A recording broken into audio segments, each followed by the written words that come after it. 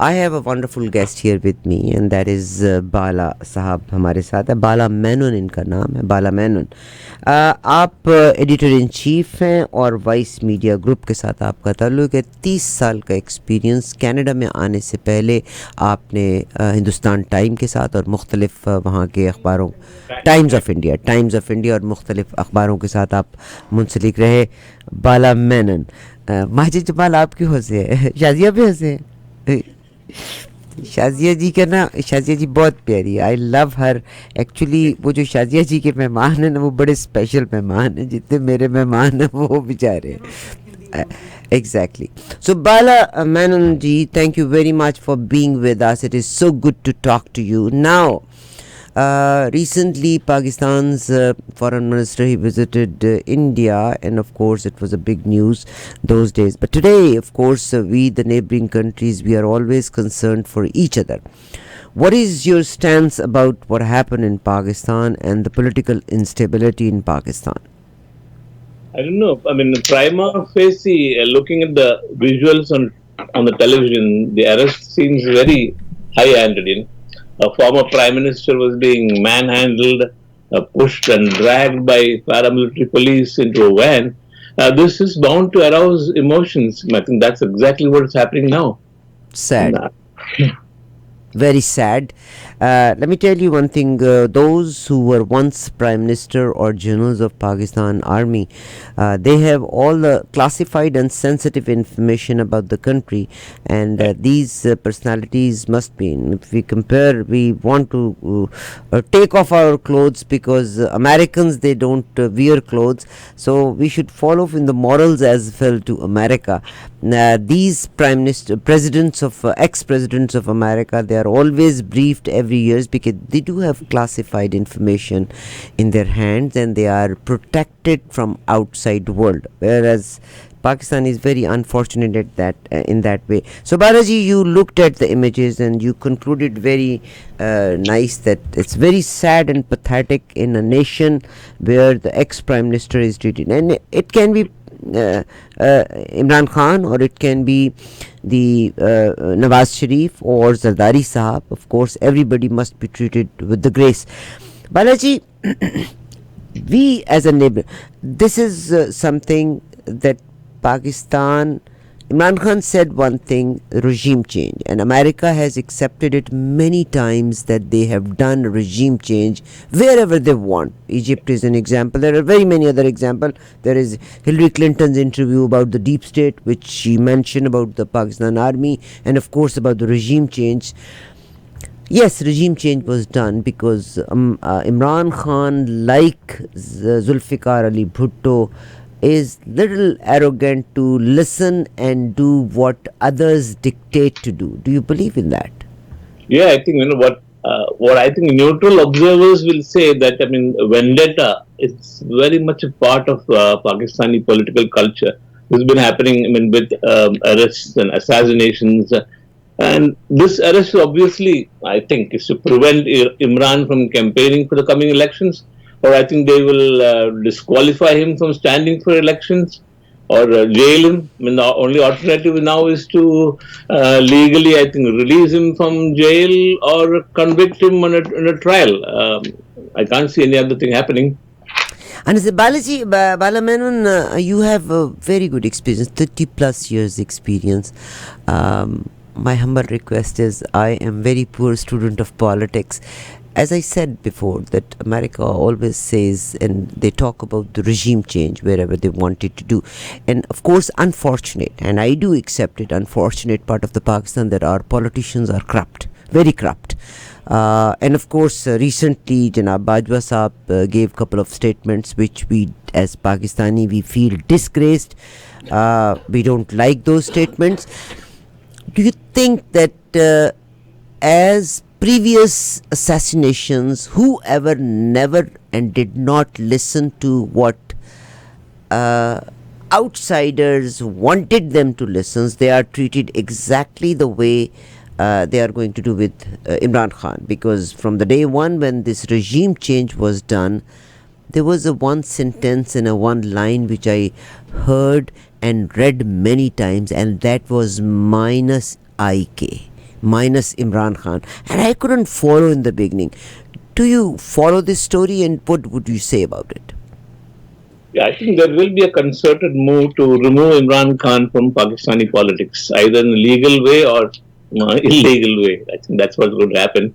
And the situation now is very volatile. Of course, I mean, I'm sure the rioting and the violence will be quickly brought under control, either by the state-sanctioned force or the legal establishment, that is through the courts. If today, of course, the Islamabad High Court has said that the arrest is illegal. So we'll have to see what happens now. Thank you Hmm. very much. The first news which came was, and I have corrected it many times, the first news which came out was that this is not a proper way to arrest him within the premises of court. They could have arrested him outside.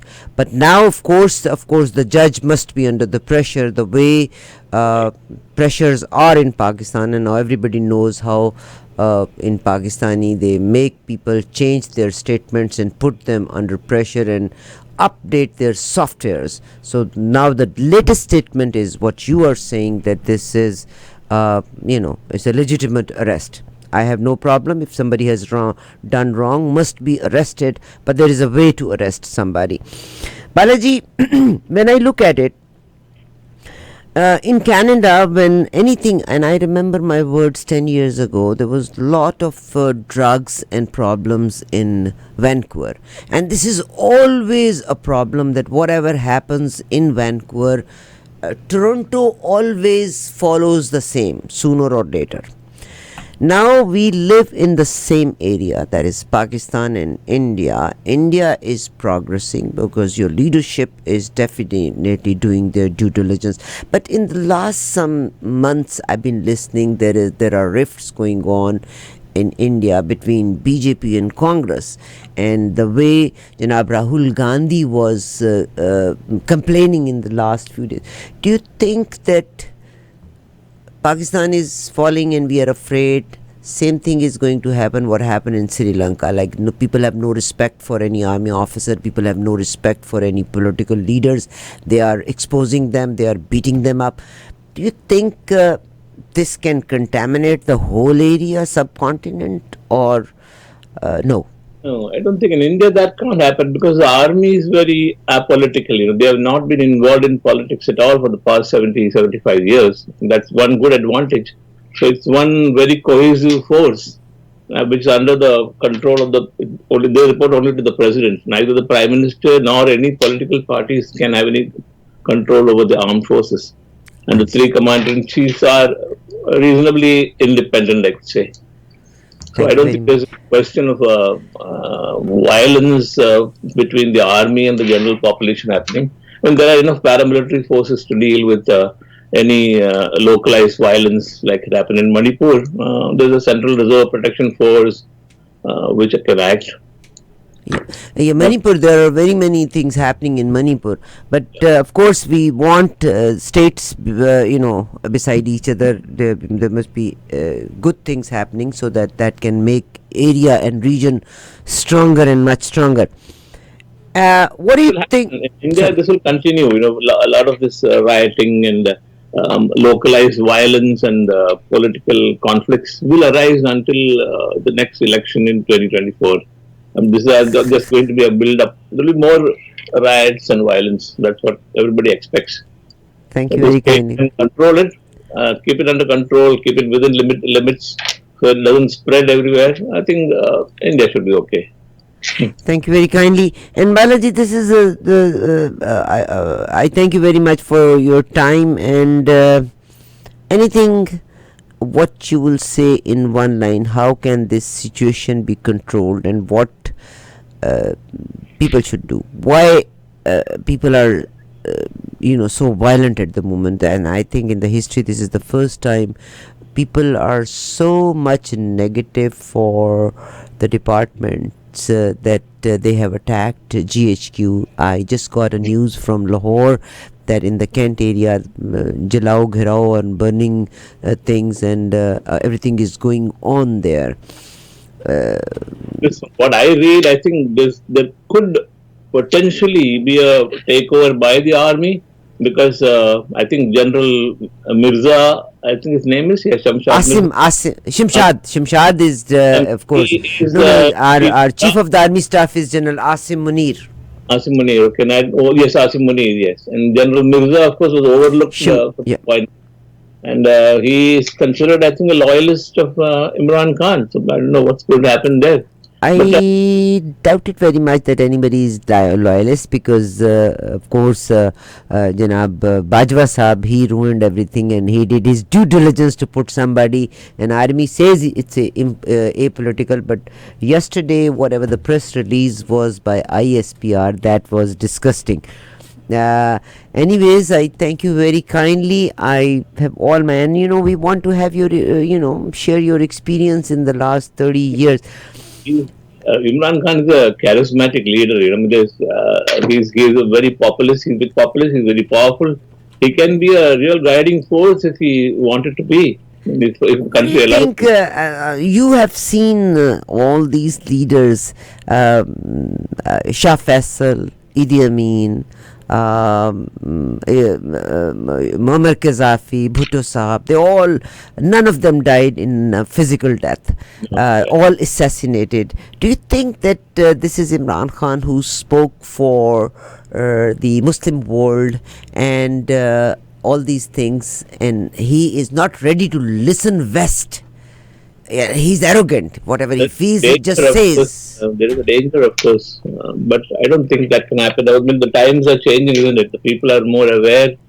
We'll have to see what happens. We don't know where he has been taken to. That's another question. People are Uh, asking, isn't it, where has he been? Where is he gone now? Balaji, you are so kind. Thank you very much for being with us. Thank you Thanks. very kindly. God bless you.